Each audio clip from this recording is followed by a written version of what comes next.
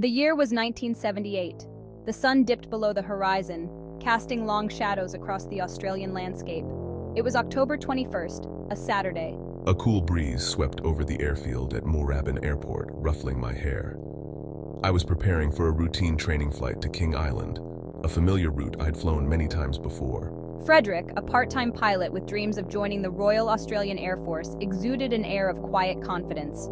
He meticulously checked his aircraft, a single-engine Cessna 182L, registration VHDSJ. His girlfriend, waiting back in Melbourne, had a nagging sense of unease about the flight, a feeling she couldn't shake off. The sky was clear, a canvas of deep blues and fading oranges, as I taxied my Cessna to the runway. I made my final radio checks, my voice calm and collected, a stark contrast to the storm of unsettling events that awaited me in the darkening sky. As he pushed the throttle forward and lifted off, he was unaware that he was flying into a mystery that would captivate the world for decades to come. Frederick's flight plan was straightforward, a 125 nautical mile journey across the Bass Strait to King Island. The Cessna 182L, a reliable aircraft known for its stability, hummed steadily as Frederick climbed to his cruising altitude of 5,500 feet. Below him, the rugged coastline of southern Australia gradually gave way to the vast expanse of the Bass Strait. The flight was uneventful for the first 45 minutes. Frederick maintained regular contact with air traffic control in Melbourne, his voice a beacon of normalcy against the backdrop of static. He reported passing over Cape Otway, a rugged point along the coast, right on schedule. The controller on duty, Steve Roby, noted nothing unusual in Frederick's demeanor. He sounded calm, composed, a pilot in control of his aircraft.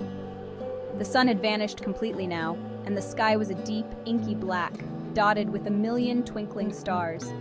The Cessna's instruments glowed softly in the cockpit, providing a reassuring presence in the darkness. Unbeknownst to Frederick, somewhere in that star-studded expanse, something was approaching, something that would transform his routine training flight into an enduring mystery. At approximately 7:06 p.m., a new voice broke through the static on Steve Roby's headset. Melbourne, this is Delta Sierra Juliet. Is there any known traffic below 5,000? Delta Sierra Juliet, no known traffic at your level. There was a moment of silence. Melbourne, it seems to be playing some sort of game. It's flying over me 2-3 times at speeds I don't think possible. Frederick described a large metallic aircraft, its origin unknown, with 4 bright landing lights. Can you describe the aircraft's movements? It's got a green light and sort of metallic, like it's all shiny on the outside. It's just vanished. The unknown aircraft reappeared moments later, this time directly in front of Frederick's Cessna, its bright lights illuminating the small cockpit in a blinding flash. Fear tinged Frederick's voice as he described the object's erratic movements. It seems to be stationary now. Melbourne, what is the type of aircraft? I have no aircraft on my radar in your vicinity. For a moment, there was only the crackle of static. It is hovering and it's not an aircraft. Then a metallic scraping sound, like metal grinding against metal, pierced the airwaves. It is hovering and it's not an aircraft. Then, silence. Roby tried repeatedly to contact Frederick, his calls echoing into the emptiness, but there was no response. Delta Sierra Juliet, along with the young pilot at the controls, had vanished without a trace. News of Frederick Valentich's disappearance spread like wildfire, igniting imaginations and sparking a firestorm of speculation. Theories, ranging from the plausible to the outlandish, attempted to explain the sudden and inexplicable disappearance of the young pilot and his Cessna. Some whispered of UFOs, citing the strange lights in Frederick's description of the unknown aircraft as evidence of extraterrestrial involvement. Others pointed to the possibility of spatial anomalies, suggesting that Frederick had stumbled into a tear in the fabric of space-time, a portal to another dimension. More grounded theories proposed pilot disorientation, equipment malfunction, or even a deliberate hoax orchestrated by Frederick himself. The lack of concrete evidence, however, only fueled the flames of speculation. The chilling audio recordings of Frederick's final transmissions became a source of endless debate, analyzed and reanalyzed for any clue that might shed light on the mystery. Was it a desperate cry for help from a pilot facing a mechanical failure, or a terrifying encounter with something beyond human comprehension? The Australian government launched an extensive search and rescue operation.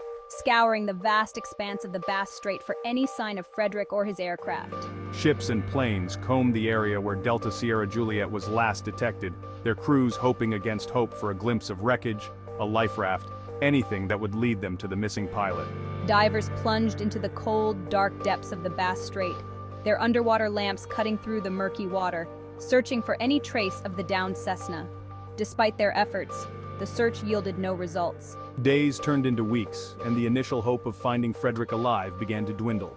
The official investigation concluded that Frederick, disoriented and possibly suffering from spatial disorientation, had likely crashed into the ocean. The cause of the crash, however, remained a mystery. The official report, while acknowledging the strangeness of Frederick's final transmissions, stopped short of attributing the incident to anything other than a tragic accident. The lack of a definitive answer did little to quell the public's fascination with the case, and the theories continued to swirl. The case of Frederick Valentich, the young pilot who vanished into thin air, became a chilling reminder of the vastness and mystery that still shroud our world. The incident, forever etched in aviation history, served as a stark reminder that even in an age of advanced technology, there are still corners of our planet, and perhaps beyond, that remain beyond our understanding. Theories about what truly transpired that night over the Bass Strait continued to circulate, fueled by the lack of a definitive explanation and the chilling nature of the event. Books, documentaries, and countless articles explored the case, each offering its own interpretation of the events, further solidifying the case of Frederick Valentich in the annals of unresolved mysteries. The incident also had a profound impact on the world of aviation, prompting discussions about pilot training, flight safety, and the importance of reporting unusual aerial phenomena. The echoes of Frederick's final transmission, filled with fear and confusion, served as a haunting reminder of the unknown dangers that can lurk beyond the familiar glow of cockpit instruments. The disappearance of Frederick Valentich continues to captivate and intrigue people worldwide, its allure stemming from a potent cocktail of mystery, fear of the unknown, and the enduring question of what truly lies beyond our understanding. The case, a stark reminder of the fragility of human existence in the face of the vast and often unforgiving natural world, continues to fuel our collective fascination with the unknown. The mystery surrounding Frederick Valentich's disappearance serves as a potent reminder of the limits of our knowledge and the boundless capacity of the human imagination. It forces us to confront the possibility that there are forces at work in our universe that we may never fully comprehend, forces that operate beyond the realm of our current scientific understanding. The enduring legacy of Frederick Valentich lies not in the answers we have, but in the questions that remain.